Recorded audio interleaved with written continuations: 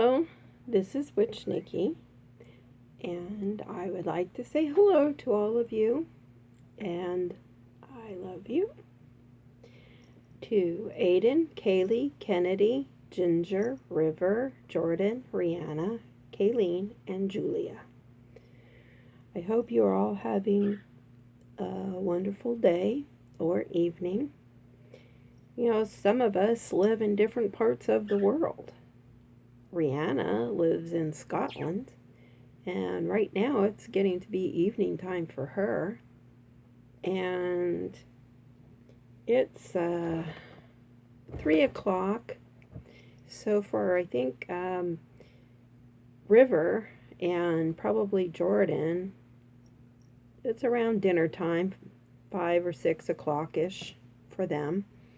And also for Aiden and Kaylee and Kennedy, also back eastward. And so maybe 7 o'clock, almost getting time for bed.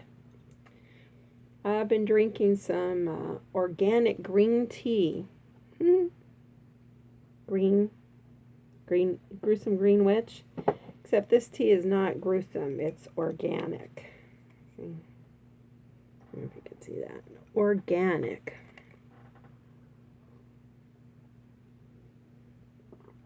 That means when they grow it, there's no added stuff to it. There's no weed killers and bug killers and all kinds of chemicals all over it. And it's as natural as you could get it if you grew it yourself and just took care of the plant by itself. And it's really good. Green tea. Doesn't really actually look green. It looks kind of an amberish color. Kind of. We've finally been getting some clouds here in California. So I'm very, very happy about that. And we actually had a little bit of sprinkles. I can't really even call it rain. If the ground dries up before the rain has actually finished, it's just sprinkling. But anything coming out of the sky that's wet and watery and giving some kind of life to our plants and things like that, that's what I'm all about. And I just wanted to say a little bit about something, since I am that kind of green witch that cares about the earth. When we have a rainy day, how many of you out there say, "Oh, what an ugly day"? That is not very nice, and I don't like to hear that kind of talk. No kind of day is ugly. Not to Witch Nikki. No. Now, maybe some of you do, and some of you don't. I don't think we need to call a day ugly for any reason. If there's rain or even snow, yes, it's cold and it's chilly, but you warm up some tea, maybe some hot chocolate. You put socks on your feet when you're around the house. You can put sweater on or even a little cap. Maybe eventually I'll be wearing a cap on my head that I've crocheted. I don't have my witch's hat on right now because my hair, I just got done having a shower, so my hair's a little damp, and I just like it to dry without the hat on there. It just feels yucky-ish. Plus, I want you to see that, you know, my head's not pointed. Even if it was, you'd still like me, right? After all this time, I've been reading stories and drawing pictures. I know some of my videos are not the best and most wonderful, and you're absolutely welcome to change the channel. That's fine. Some people will come and go. I have this small list of people to say hello to, and I'm happy with that. I'm going to say hi to those people even if they're here or not. Whatever, you know, I know that eventually sometimes those people will listen and sometimes they won't. You don't have to like my stories. It's okay. I didn't write them. I'm just taking a few moments to read them in case there is somebody out there who likes them. Now, I found a couple more books, and this will be book 1. So if you like it, the idea of this book, down in the comments, put book 1. Yes or no. This one's called 45 Spine-Tingling Tales, Even More Short and Shivery. Retold by Robert D. Sanssouci, illustrated by Catherine Colville and Jacqueline Rogers. Now, oh yeah, there's some pictures here and there, just a little bit, in black and white, I think. Nothing, well, I can't say nothing not fancy.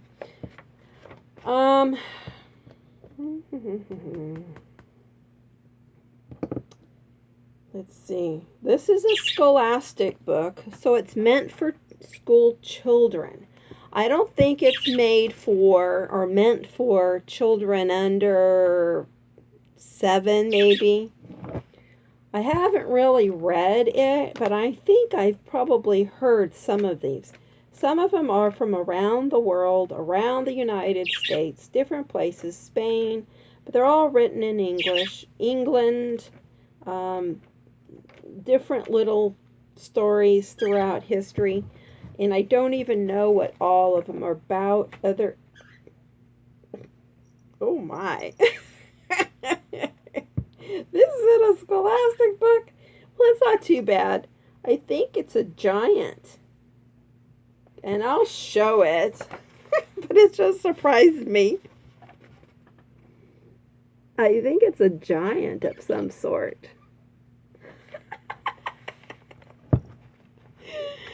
He's got a hairy buttocks.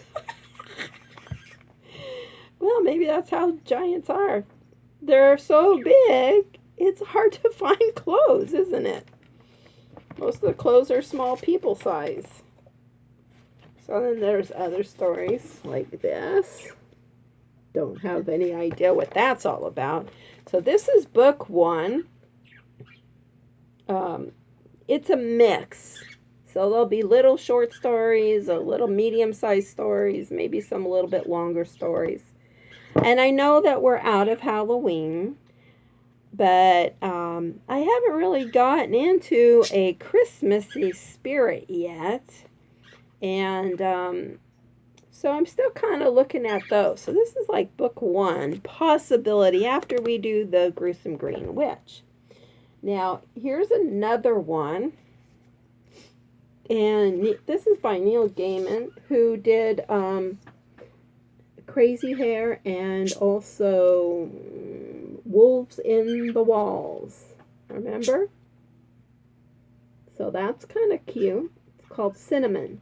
This will be book 2. If you like that, that's a picture that's on there. It says, one day a tiger came to the palace. He was huge and fierce, a nightmare in black and orange, and he moved like a god through the world, which is how tigers move. The people were afraid. Now, I am here to teach the girl cub to talk. So, that's what it says about this book.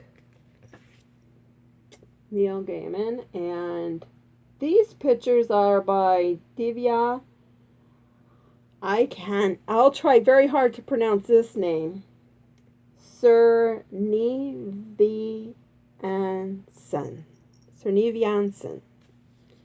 I don't know if I said that name very well. Anyways, that will be book number 2. And here's one. Haunted America. The spine-tingling tour of America's haunted places. Travel from coast to coast and uncover some of America's most hauntingly frightful places with eerie images, quotes, and real visitors to the spooky sites and lots of bone-chilling information. You won't want this spine-tingling tour of America to end. From Ghost of Alcatraz to the Ghost of Gettysburg, with a ton of creepy stops in between. A spooky adventure across America awaits. This is by capstone.com. So this might be kind of spooky because it's about people who have said and believe in that they have seen ghosts and haunting things happening all across America. This would be something that I'm very interested in, and Ginger's kind of looked through it. She's 8, and there are pictures, and they're not really too scary. They're just like of haunted places, haunted mansions and houses and lighthouses and cabins and such from the early 1800s all the way till now. Have you ever visited some kind of haunted place? Well, sometimes you go and you see stuff happening, and sometimes you don't. I was watching a video the other day, and I really don't like advertising other people's channels and stuff like that all the time, but this guy's name is Omar Gosh, and Omar Gosh has got 2 different channels, but one of them he goes around exploring different places and areas and stuff like that, and him and his friends, they go in and they explore, and they were exploring a prison, and a prison is someplace where they put bad people, and the prison had been closed down. It was a terrible mess, like rust and leaky floor. The floor was all wet in some places, but it was all empty. All the bad people had been taken out or left or whatever had happened. I really don't know the history on that at that prison, but he was in one place where there was a few chairs, and he was walking around talking about this and that, and he was getting ready to leave that area when all of a sudden one of the chairs went whoosh, and fell on the floor. There was a metal fold-up kind of chair, so it made a lot of noise, and it scared him, and he's a man. And not saying that a man is the only brave person, certainly not. Girls are sometimes more brave than men or guys, but I'm not going to get into that kind of debate. But anyways, he didn't really scream, he just kind of yelled and then almost ran away. But then he went over to the chair to kind of lift it up, and there was nothing tied to it to pull it away, like a string or something like that. And then he told the ghost to do that again, and he put up the chairs were there, and he says, do that again to that chair. Well, there was another chair a little bit away from there, and he says, oh, I know, that's just clickbait. That means that somebody says something or does something and to attract attention. Like if I said something like, Nikki reads all about witches, or something like that, like, oh, chilling, scary, spooky, terrifying stories. None of my stories have been that chilling or scary so far, I don't think. Some of them have been very cute. But you see what I mean? It's something to attract your attention, and then on YouTube to get you to come there and click it and see. Well, I try to be very honest. I don't want to put terribly boring books or anything like that. I don't think I'm boring either. I try to make it as lively and fun and personable as possible. But anyways, that's what was happening. And then that other chair that was there went whoosh, and tumbled over. And my goodness, that was pretty scary.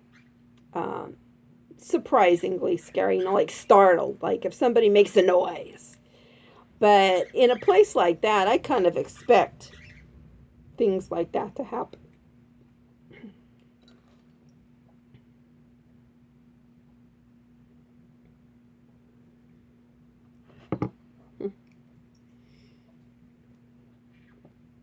So, anyways, it's getting on into our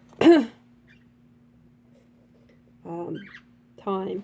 So, I'm going to read this book. And it's a nice day to snuggle up on the couch or something. If you're watching this on a TV or computer, you can still snuggle around somewhere and just put this up somewhere and watch it. Now,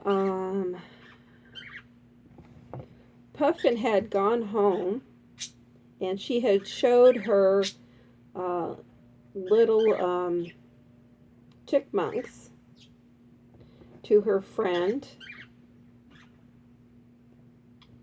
to the magic from the magic forest, and the headmistress had asked her about them because Mole and her had gone to the gym, and the chipmunks got out. Bubble and Squeak, those are the chipmunks. They got out in the gym and got underneath the piano, and then got scared because the piano was making loud noises, and as it does. So the girls had to leave, and then the headmistress found the chipmunks and told them that they could keep the chipmunks in the science class and watch them there.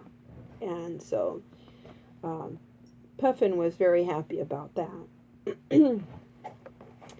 This chapter is called The Party at the Bottom of the Pool.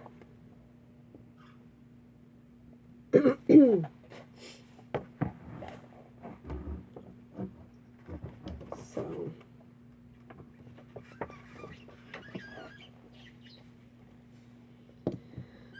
Puffin's mark began to climb, thanks to the concentrated minutes she spent every Saturday in Merlin's cave. By getting her subjects figured out on Mondays, it made things much more clear for the rest of the week. That makes sense. It also made things much more clear for the rest of the week. Okay, schoolwork stopped being a problem and became plain sailing and sometimes even fun.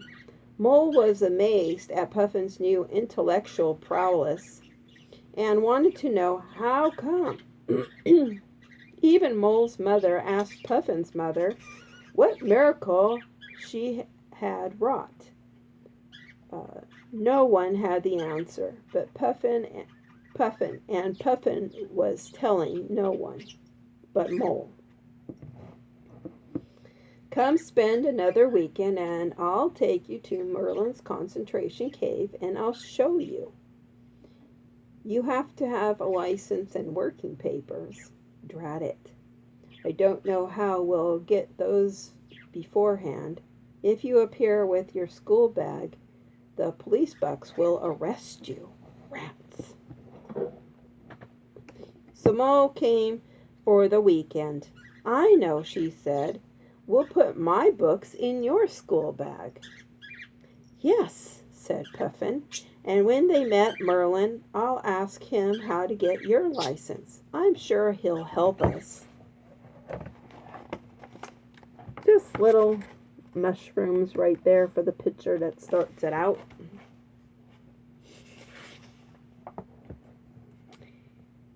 He's the one person in the magic forest who believes in studying. Let's go." And they opened the closet door and dove down the long, leafy, ferny tunnel lined with bluebells. Whew, why do they always have to say that? I don't know. But anyways, they do, just to remind you. "Hiya, girls," said T as soon as he emerged into the glimmery bluish-greenish light of the magic forest. "How about coming to a pool party with me today? It is King Neptune's birthday, and they are all having a ball." "King Neptune? A ball? Where?" asked Puffin and Mole. "At the bottom of the sea, of course," replied T. "There is an entrance right under here, under the rocky pool." But I can't stay underwater for more than 60 seconds, said Puffin. "I bet you can't stay under that long," said Mole. "I bet I can. Last summer my brother timed me." "Aw, he was kidding you." "He was not." "Ladies," said T, "you are acting like schoolgirls. Do you want to go to a party or not?" They are schoolgirls. "Oh, yes," said Puffin. Mole hesitated. "Puffin, I came up for the weekend to find out how to study. Hadn't we better get my working papers first?"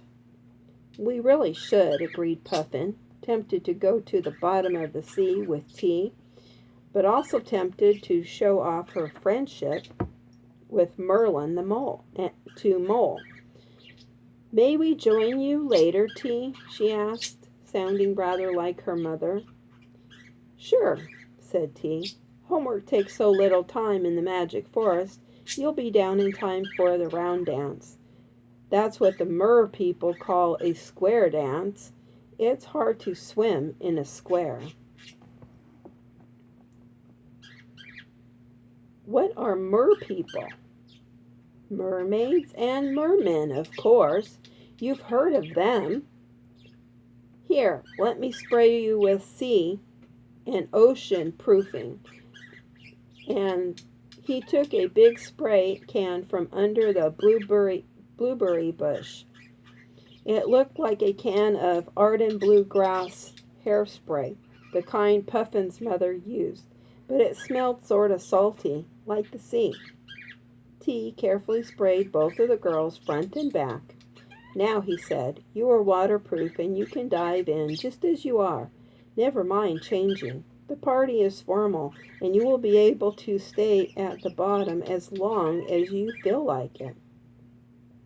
The girls did not doubt him for a moment, which is how people think in the magic forest. Where do we go?" "When you are through with your homework, come back here and jump into the rocky pool. You can leave your school bag under the blueberry bush. No one would steal that. You will sink down under the leaves, and then you will see a grotto-like opening, which is the way to the bottom of the sea. Just keep swimming until you hear music. You can't miss it." You know how, like in this world, everything that's weird or a little bit off, people just don't believe and they doubt it. So in this magic land, you can say anything and people just believe. They just trust that that's how it's going to be, that spraying on that stuff is going to keep them waterproof.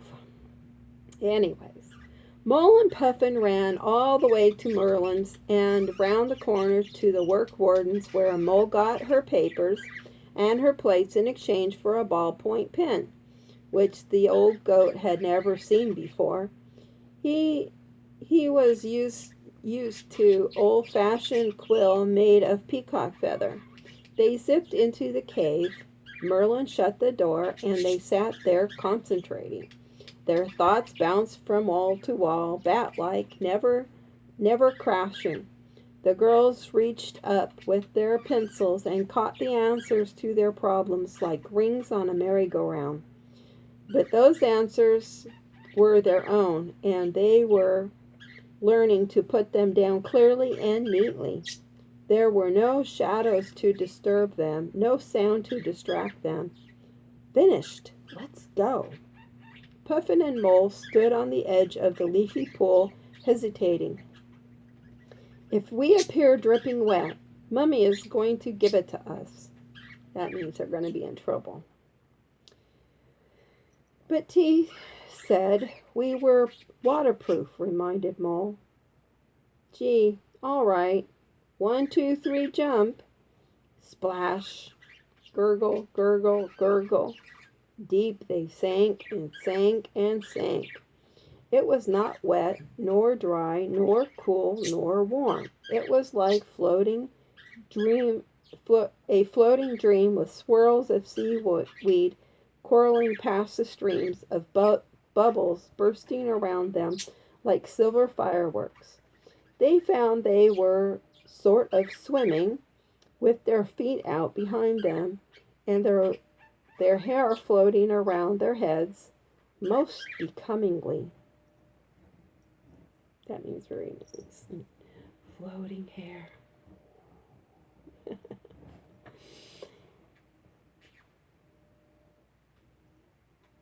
There's ad opening, said Puffin. She sounded as though she had a cold, but it must have been the water in her nose, partly hidden by some great fan-like underwater bushes that opened and shut, as though they were alive. The girls saw a gate. It was carved out of pure white jade, and it was tall as a wrought iron entrance to the Brooklyn Botanical Gardens. Through the pale blue milky water beyond it, they could see a huge crowd of creatures, all swimming and waving and swirling in a vast circle around a crystal throne. On the throne sat Neptune, king of the sea, and no mistaking him. He wore a diamond crown, and his long silver hair and great silver beard floated all around him. In one hand he held his triton, a 3-pronged fork the size of a silver rake.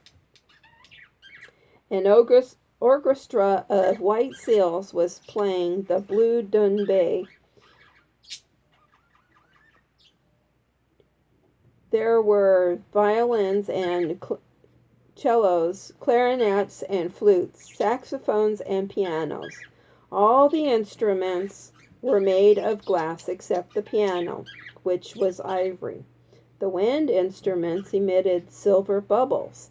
The dancers included mermaids and with silver and gold, lavender and pink fishtails. They each had 2 fishtails, contrary to some picture books. The merman had only 1 fishtail. There were also fairies and trolls and trumps, witches, dryads, centaurs. Cinderella was dancing with the little lame prince. Meg, Jo, Beth, and Amy were off twirling by themselves to see how far their old-fashioned dresses would stand out underwater. Those 3 girls that they just mentioned, Meg, Jo, Beth, and Amy, I believe come from a story called The Little Women. You could look that up. There was T right in the middle of everything, dancing with Raggedy Ann. I love Raggedy Ann. Come on, come, called T. You must be presented to the king, and then you must join the dance. And he pulled them toward the crystal throne. Who are these strange 2-legged creatures? Boomed King Neptune, who knew perfectly well that Puffin and Mole were humans, for he had seen plenty of drowned sailors. but he liked to scare people with his echoing voice, which sounded like a muffled cannon fire. These are human girls from the world of men up beyond the surf and the sand, where the land is dry and people have to walk step by step instead of swimming along as we do here, exclaimed T. This is their first visit to the bottom of the sea. Spies! Spies! Spies! Cried a whistling voice. Have them arrested, Your Majesty. They will go back with all your secrets in the nasty maroon school bags. It was the Gruesome Green Witch standing against a coral tree that conveniently hid her back. Neptune's silver eyebrows went up in alarm. 2 seahorses swam to his side. The orchestra stopped. The big circle of dancers could not stop as quickly as they kept on floating in a dreamy sort of way around and around. Now, this picture is very dark of under the water.